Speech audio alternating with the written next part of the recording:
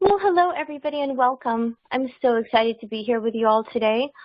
Today is November 4th, 2020, and this is your Team Prosperity Wednesday meeting. I've got some stuff that I wanted to go over that's really helped me, and I know Mike's got some great stuff that he's going to go over as well. So let's go ahead and get started. All right, November 4th, 2020. It's an exciting time, but we do have a lot of time left in the year to really make a splash and really make a difference.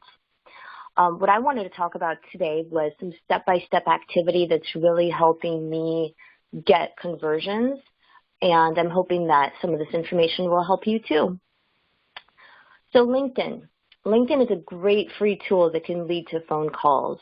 And what I'm doing is I'm finding the right people, inviting to connect with them, and I'm using automation, when possible. Once they accept my invitation, I send them an intro message to get an intro call scheduled. And those people that want to schedule the call, I'm going to follow up with them until it does get scheduled. If I don't have any response, 7 to 10 days later, I can send a help message based specifically on what they do. Then I'm going to follow up on those who want to talk until those are scheduled. And then another 7 to 10 days later, you can send a how many works message. And of course, follow up on those until those are scheduled. Follow up, build your own follow-up system. And I know it seems repetitive, but it's really, really important because you've done all of this work to get somebody interested. You don't want to drop the ball on actually scheduling them.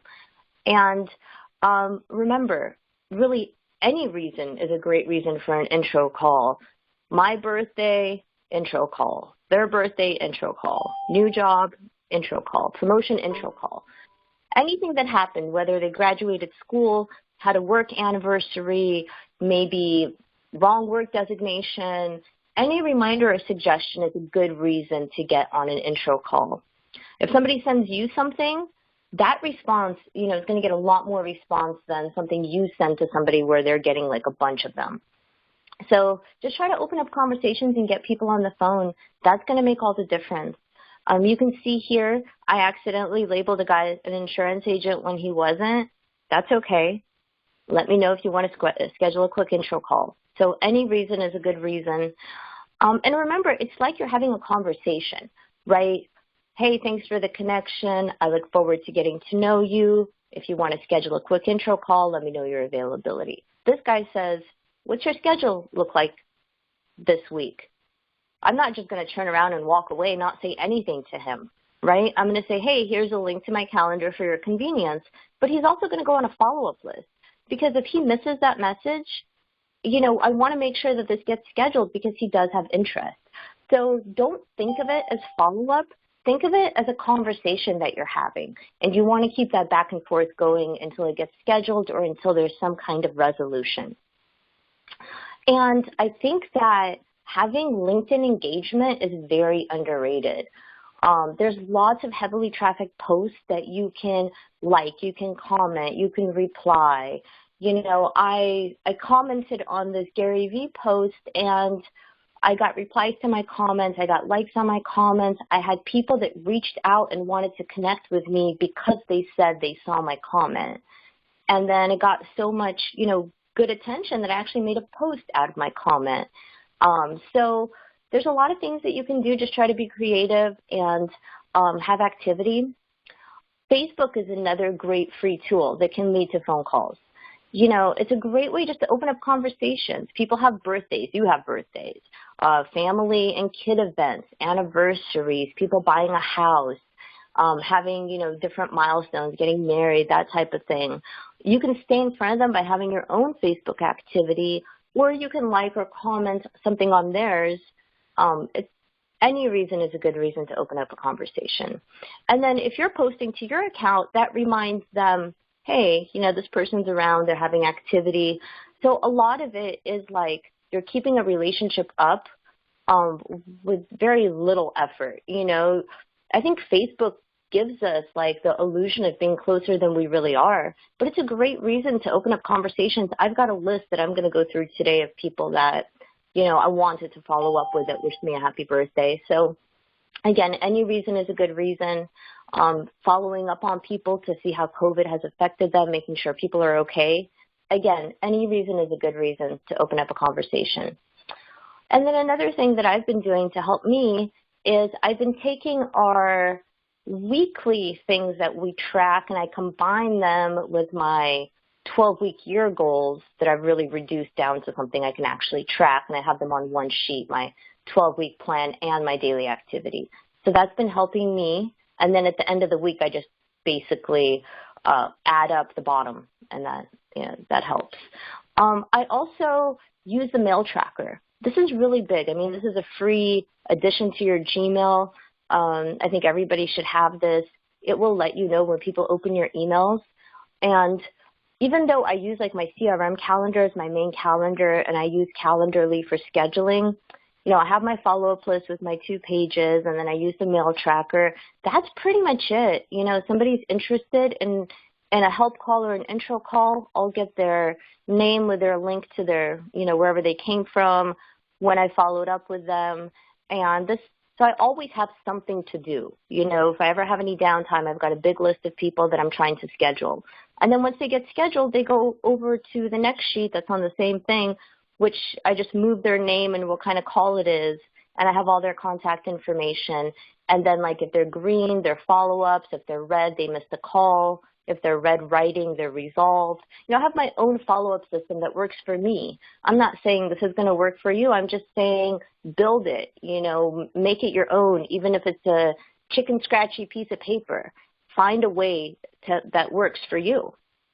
So the other thing that I've really, really learned is finding the pain point or what drives people is super important. And without that, our value and our solution doesn't make any sense.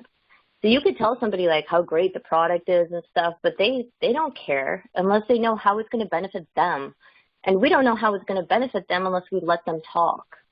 So I listen, I let people talk for long enough to find their pain point or what really drives them. I'm trying not to assume that I know where the value is for them, because everybody's going to be different. So we want to ask lots of questions, take lots of notes. A few examples I've had from the last week or two is people making good income but wanting to move to another state. They want to get a book published, so they want to free up time to do that. One guy was making 6 figures but was driving around overseeing 14 locations. He didn't want to do that anymore. I talked to another guy that's very well off, but he's bored at home. Men need a project. I think all of us need a project. So some people just want to leave a legacy. They're okay, but they want to make sure that their kids or grandkids are okay. And then some people just have a drive to help others. So you really got to figure out what it is that's in it for them, and then we can talk about what we do, right? So what helps me is having a list of questions in front of me. I try winging it, but if I don't have like something to write notes with, or I don't have some questions in front of me, I feel like the conversation doesn't go like I really want it to go. So have some questions in front of you. Don't try to wing it. Write down notes. And I really have kind of a 3-step approach. I send the info. I follow up about the same time tomorrow or, next day, whatever works for them. I ask them what they liked best. If they're not super excited, I want to know on a scale of 1 to 10, how interested are they? If they're a 6, 7, or an 8, I'm going to send additional information so they can make a decision. Call them back about this time for a decision. If they're a 9 or a 10, they're ready to sign up.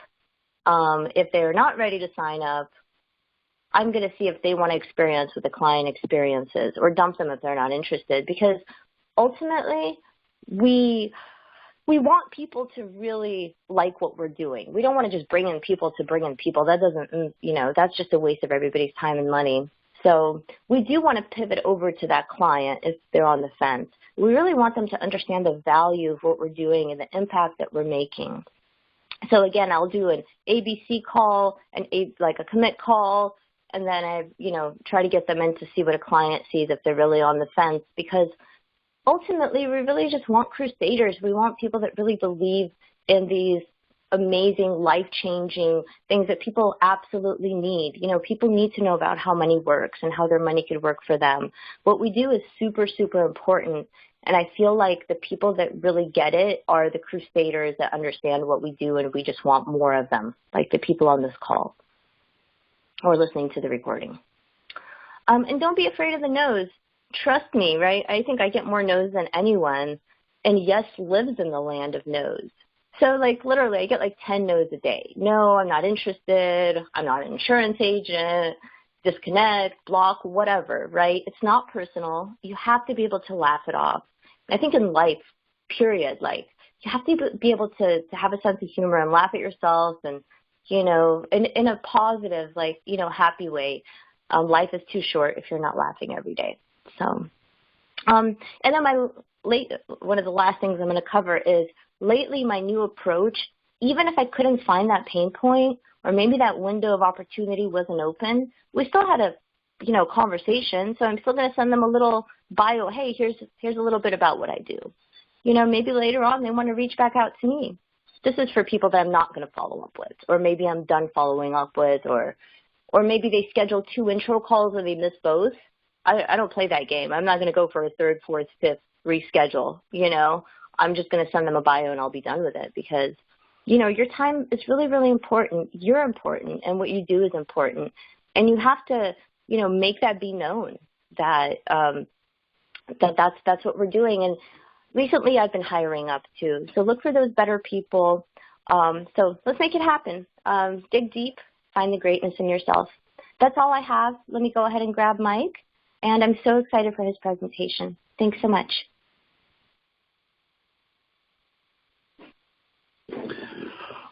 All right, you guys, there are a number of weeks left in this year, and then we are going to have a pretty incredible 2021. I think you guys understand where we are, what the possibilities are. We'll just keep, you know, doing things day after day, week after week, month after month that benefits us individually, as an organization, as distribution partners. So today, really what I want to concentrate coming out of the election is just some things that, you know, some reviews, some things that will help you guys not only on a individual basis, but like I said, as an organizational basis. There are things that we can instantly plug into that will give us some help on a day-to-day basis. Alana went over Mail Tracker, you know, Lightshot, GMass, all of these, and Snipply. All of these are free tools that somebody can use coming in that makes them more efficient, helps them be more organized.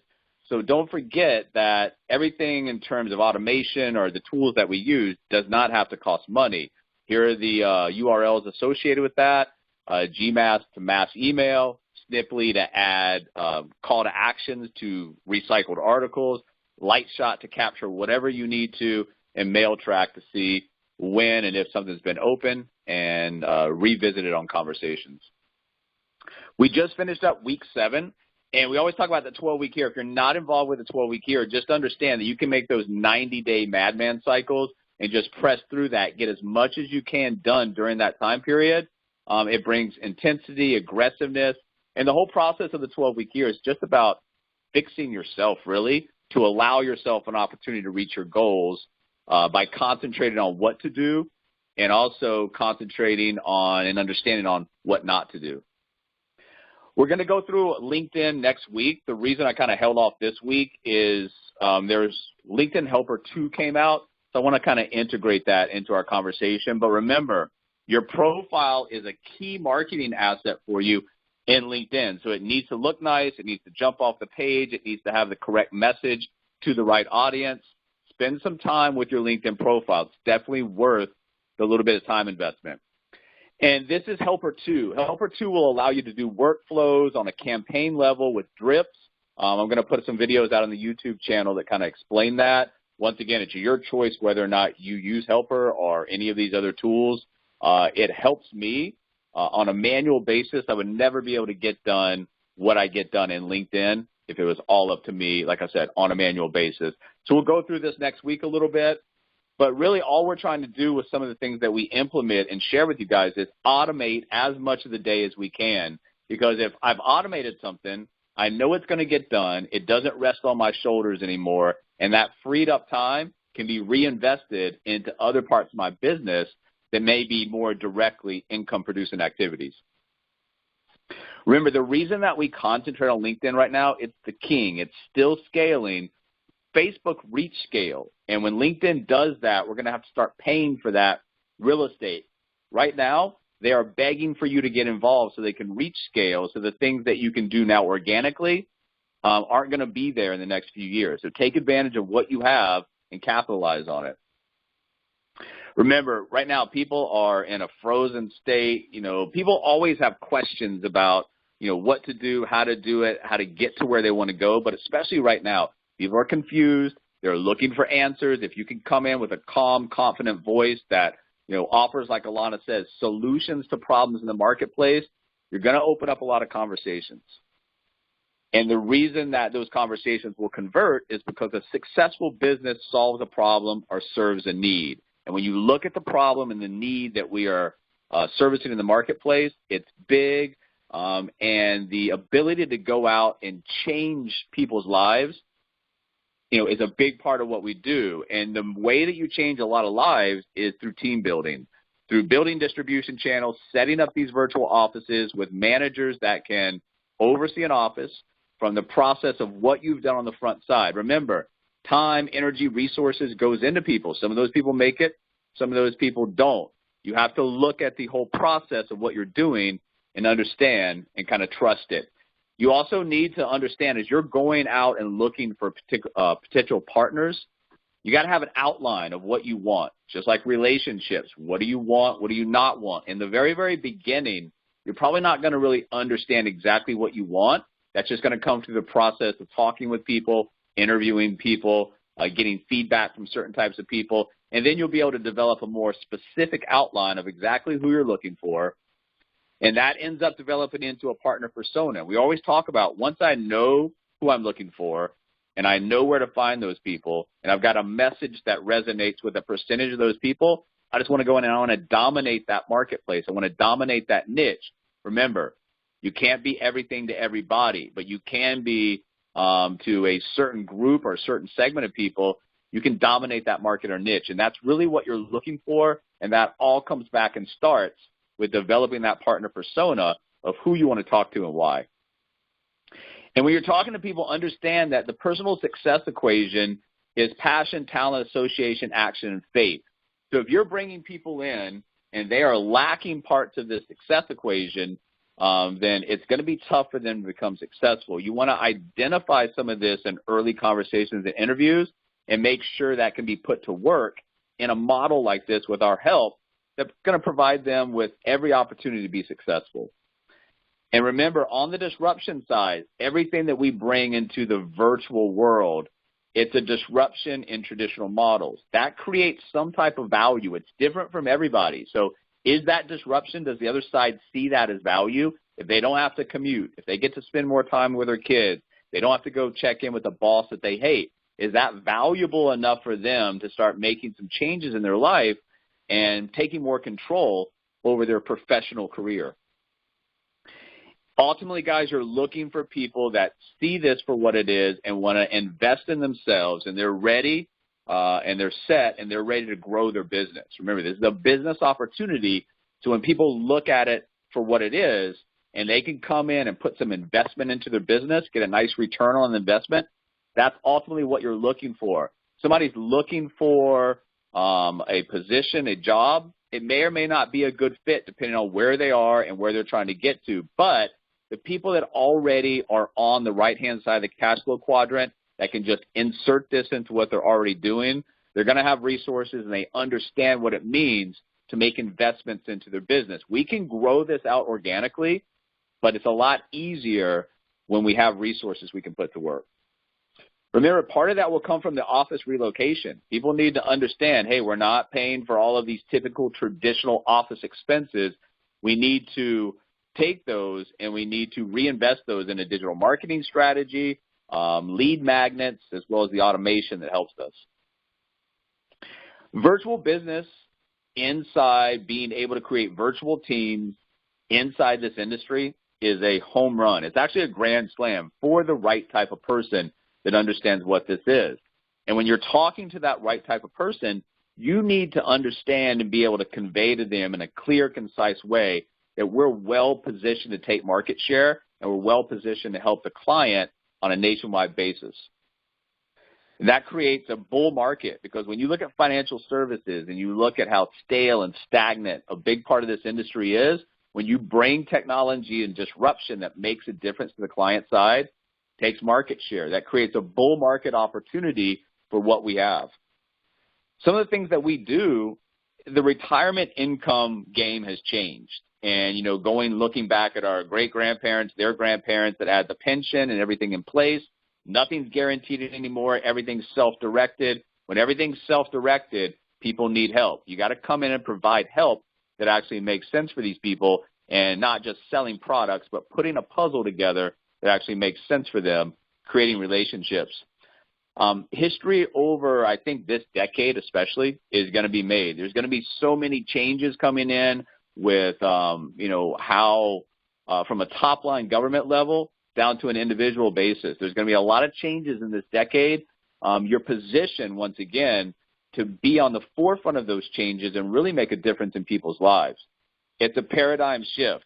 And whether you're talking about our employee to entrepreneur program, how money works, any of those things, technology creates an opportunity for the client as well as the new partner to take control. And that paradigm shift is really driven by smart technology. I mean, look at everything that we're doing these days over the last 20 or 25 years. How has smart technology invaded our life? And what does that mean to the way we communicate, the way we work, the way we engage, the way we live? Well, why should personal finance be any different? I think David was telling me the other day, he was on the phone with somebody and they brought up an adding machine. He could hear it in the background clicking and putting out the tape. Guys, personal finance has caught up with technology, and we are on the forefront of that. When you learn what that means to us as a business opportunity and what that means to our clients, it's big. So when you go out and you have this smart technology and you create a disruptive leadership and culture built on winning strategies of going out with widespread distribution of, financial literacy, how money works, and the products and services behind that, this is big. We work with virtual teams, which allows us to be, not territorial restricted, which helps us with the distribution patterns. And that office that you set up could have people from multiple states in there. So your ability to attract talent working in virtual teams gives you a big advantage over that traditional approach. When you look at the business opportunity, you need to understand we do the best job for the consumer. From a top line down in terms of the vertical, we have a level playing field, and we have the best income opportunity. Somebody can come in from zero and build, a business with multiple streams of income that ends up being a cash flow asset that pays off a lot of passive income. They have to work for it. It doesn't just fall into their lap. We can guarantee them a legitimate business opportunity, but it's definitely not a problem-free business opportunity. Part of being an entrepreneur is solving problems. How do you see yourself, and what do you see as your purpose? If you understand your purpose, it's a lot easier to go out with your why and drive that into the marketplace, because people will be attracted to that. They don't care what you sell. They don't really care how you sell it. They care why you're doing what you do. And when you understand your purpose and you have a message that goes out and reiterates that, it brings a sense of self-confidence to you in what you do. Remember, two sides of the business, and like Alana was saying earlier, the ability to pivot and do that with confidence creates sales for you. No matter who you're talking to, the partner or the client, we want to know, do they feel they're in control of their situation now and going forward? Most people don't. That's a pain point, right? That's what Alana was talking about. Also, whether it's a partner or a client, what do they want? What I want is different from what you want. What you want is probably going to be different from the next person. You have to identify that. So the motivating points, the pain points, whatever that is, what do they want or what do they want to avoid? It's going to be unique and specific. And if you haven't taken the time to get to know somebody, like Alana says, the rest of all that you say falls on deaf ears. And then once we find out what we actually want, what's holding them back? What's the problems they're facing right now? What is it that's going to hold them back from getting what exactly they want? And once you identify that, what do you want? What's holding you back? Where you want to go? What's your plan of action? Having no plan of action, guys, is a plan of action. It's just one to fail. So what's the plan? And then at some point, you're going to have to drive home some points. And this is the uneasy part of the conversation. No one wants to hear the truth if it isn't what they want to hear, right? So when you're talking to people, understand part of your job, kind of like in an intervention, is making sure they understand, hey, you're not on the right path. What you want, you're never going to get there. And so we're asserting ourselves, making sure people understand that if we fit into helping them get where they want to go in some way, we want them to understand, hey, they can't do it on their own, can't do it fast enough, and they just don't know how to do it. That's where you come in on the client or the partner side. And those pain points, they have to be laid out, but they have to be laid out in a way that the person understands. It's a Sesame Street simple format. When you're talking to people, you can't go over the top with financial terms and financial jargon and all this other stuff. It's got to be on a level of conversation that's very plain and very basic so they understand. And then finally, what's the next step? What are you going to do from here? When you met with somebody, whether it's a client or a partner, and you've opened up their mindset to what could be, what's the next step? What are they going to do from here? Are they going to stay on and continue down this road that's obviously going to lead to a dead end? Or are they going to take the other side of the fork and start to open up control, peace of mind? And that comes from the action step. If you've got a solution for somebody, they've got to be willing to take the action step. And if they're going to be stuck in the problem, they don't want the solution, they're never going to take the action step, not much we can do. We want to help people that actually want to help themselves. And then once they want to help themselves, whether it's a partner or a client, they've got to find consistency in what they do. Everything from paying down debt to saving money to building a business, it all requires consistency. If there's no consistency or it falls off, well, they can't expect the end goal to be met. Every single day, guys, in the online marketplace, you've got three real obligations. You've got to build an audience, continue to do that. You've got to engage the audience that you're building. And then periodically, you've got to sell to the right percentage of the audience. And when you sell to your audience, that comes in a lot of different forms. The better that you can get at storytelling, the better that you can get at not directly pitching, open up conversation, creating interest, the more your inbox starts to fill up, and that leads to conversations like Alana was talking about. Constantly need new eyes on your assets.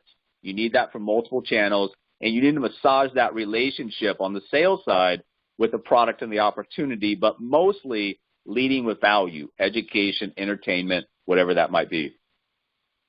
Remember, the video views is the leading indicator. If you've got a lot of people watching your videos, a lot of people to follow up with. If you've got nobody watching your videos, obviously your follow-up and your pipeline is non-existent. So this is a leading indicator. This is what you want to have a lot of.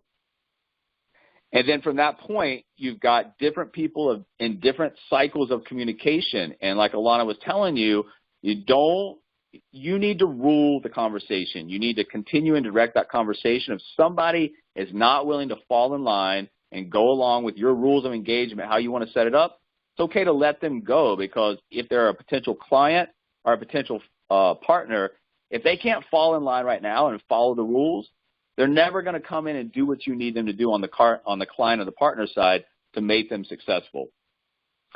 Everyone on social media, it's very, very easy to understand what works. First of all, it's the image. The image is about 80 to as much as 90% of what you post. It's going to stop somebody from scrolling long enough to get whatever it is that you've got in the text. Second part is, can you tell a good inspirational story that leads to what you're trying to do, whatever the target or objective of that post is. And then when you talk about yourself all the time, or talk about your company, or talk about your products all the time, people are just going to tune out. So if it's constant pitching, constant selling, then you're going to get crickets. You have to share relevant content that fits your, value identifiers for your prospect. Then that creates an environment where people actually look forward to hearing from you and seeing what you post. You've got to be able to ask questions. Remember, if we're doing all the talking on a conversation, that's bad. In those initial conversations, it should be probably 70% the other side, us asking questions, us writing down notes, us fitting ourselves in where appropriately to help them with whatever it might be. And then one of the things that Alana's really been working on that's really made a difference in her business lately is she's upgrading her network. She's talking to people that she probably wouldn't have talked to previously, and it's bringing in a better quality into both the client and the partner mix. So if somebody that you're connected with intimidates you a little bit, great. Try to get on the phone with them. That's a good sign. And you get what you negotiate. Remember, if you're out there negotiating with business professionals that already have things going on, you need to be able to negotiate. Why does this bring value to them? Why can you insert something into what they're already doing? What are you going to offer from your side? What do you need from their side? Does it make sense? Because at the end of the day, you're going to negotiate a commitment from both sides. And if it works, great. Also, when you're negotiating with people, there's a lot of people out there that are doing a lot of things and they're working really hard, but they're not working on the right thing. And if you can see through that, and you can't be rude, but you got to help them try to understand and get to a decision point that, hey, what I'm doing right now is not going to lead me to where I want to go. Maybe I need to take an alternate route because of whatever we discussed, A, B, or C. That's the problem that's coming up. And when you listen, it's not only just about waiting for your time to speak, but it's also about learning how to ask better questions. You find a pain point and you just gloss over it, that's bad for the conversation. You find a pain point and you have the potential client or partner expand on that, talk more about it, you're digging in. And that's really helping you with what you're going to do, which is the solution of the action step. Also allows you to play your best hand. If you can insert yourself into the conversation on the partner or the client side in a way that gives you the best opportunity to get what you want, which is your target or objective, that comes from listening, comes from taking notes, and it comes from reading the other side. You want to play your best hand at all possible points. And you also want to paint the picture. Remember, either a client or a partner, there are decisions that are made every day, and our life is basically the consequences of those decisions. So paint the picture of what could be, and then paint the picture of the non-action step. If they're unwilling to change or unwilling to go this alternate route, what does the other side look like for them? It's always a fork in the road, guys. And then like Alana was telling you guys, when you are talking to somebody and you're reading the situation, if it makes sense to pivot. Now remember, if you're pivoting over the client side, we're talking about financial services. We're talking about things that cost money. If this person hasn't been employed in 6 months and they're struggling to pay their bills, not a good pivot. They just don't have the time because they've got other businesses going, they got family obligations. That probably makes a good client pivot. Also, the pivot is an excellent point to make somebody make a decision, because if they're on the fence and you come back with, I don't think you fully understand what we do for the client side, you need to experience the magnitude of what that experience looks like so you can make a decision, and they still don't want to go, then all they're doing is just procrastinating and waiting and wasting your time. Your confidence level needs to be high on the phone, guys. And even if you're brand new and you don't know much about what's going on, you should be confident about your ability to go out there and help people. If you're confident about that and you have a strong why that you can talk about, people are going to listen to you. There's a wow factor to what we do, and you need to know how to present that in a way that, draws interest from the other side without giving everything away. Remember, if you just put everything out there, what's the need to talk to you? You're putting some stuff out there to draw interest, to get some type of reaction from the other side to set up conversation. So if you're putting everything out there, no reason to talk to you. There's a wow factor that creates interest, and then that interest is created in a way that draws the other side into a next action step. Remember, this is how it looks. You've got an office, and you want to set that office up with quality people. And then from that, you're naturally going to have some independent agencies spring out of that. That looks like this, and that's what really I'm trying to build, and hopefully you are too, is a portfolio of digital agencies that are freestanding, that are working independently from you. Now, we always talk about, yes, you have a business relationship. Yes, you probably have a personal relationship. These people don't need you, but you are making income on a franchise or expansion level, and with that passive income, that brings financial freedom. This is what it looks like. When you create nationwide sales teams, you create independent offices that are all firing and creating revenue and income. This is kind of what it looks like in my head. This is what you're trying to build.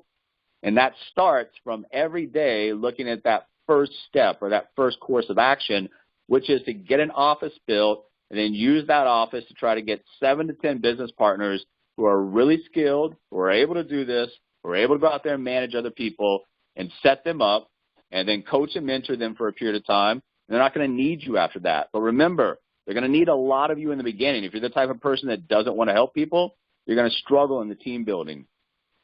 And that can all relate back to just one person starting the business. And really what you want to concentrate on is what we call 3 by 3. You want to try to get 3 clients and 3 partners in on a monthly basis. That helps build both sides of the business. Remember, if you're going to come in and be a salesman or a producer, it's always going to fall on your shoulders, and you're never going to get to the distribution part, so you need to straddle both sides of the fence. In everything that we do, we have no idea what our potential really is. In anything that we're looking forward, past is no determination of our future. We've got resources all around to get what you want if you just ask for them. All the time when you're talking to people, they're one decision away from potentially changing their life, and where they stand right now, they actually have everything they need. The golden age of the entrepreneur, if somebody doesn't see that, you want to move on to the next person.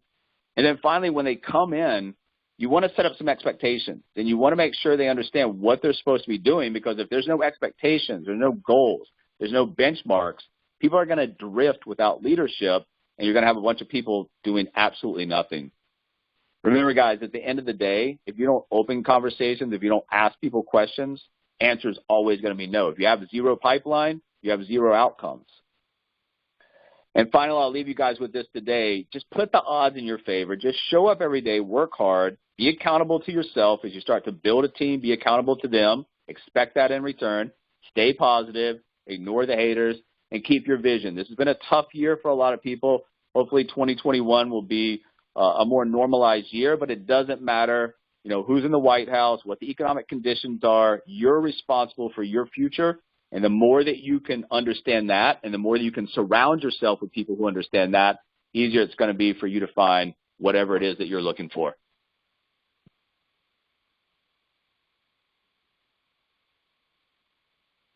Thank you so much, Mike. That was a really great training as always. Let me go ahead and stop the recording, and then we'll open it up for questions or comments. Thank you so much.